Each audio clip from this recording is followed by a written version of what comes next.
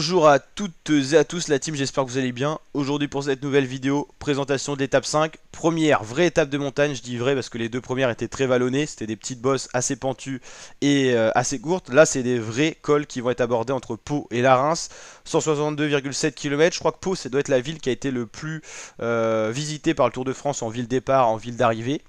Il y aura un sprint intermédiaire dans la première partie toute plane, l'âne en barre et tout, ça sera la partie sprinter parce qu'après, à partir du col du Soudé, les sprinters seront en gestion pour essayer de former un groupe étau, un groupe de lâchers qui arrivera dans les délais, il faut l'espérer.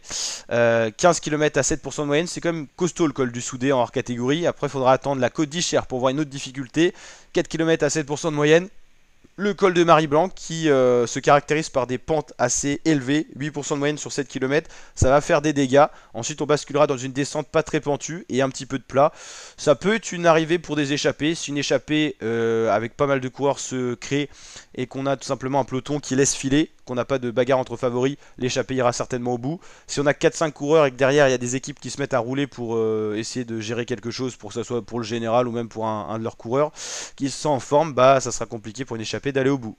Particularité du col de Marie-Blanc, c'est qu'il y a un sprint bonus en haut, 8, 5 et 4 secondes attribuées pour le général. Ça peut donner des idées à certains pour des écarts qui ne sont pas encore énormes entre les 30 premiers pour aller chercher le maillot jaune, qui est pour l'instant sur les épaules d'Adam Yates, mais c'est fragile, hein, l'écart n'est pas énorme.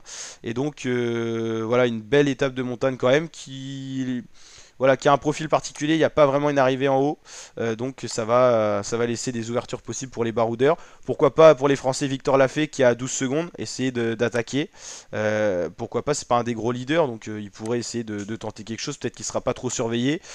Pogacar, bon je pense pas qu'il cherche à aller chercher le maillot jaune maintenant, parce que ça va fatiguer son équipe. Enfin déjà c'est déjà dans son équipe, c'est déjà la UAE, donc voilà, pour l'instant je pense que... à part Simon Yates, il n'y a personne qui va essayer d'aller chercher le maillot jaune, hein. Peut-être Victor Lafay ou Angie Hindley, Michael Woods, mais voilà. N'hésitez pas à liker si ça vous a plu, à vous abonner, et je vous dis à très bientôt la team. Ciao ciao.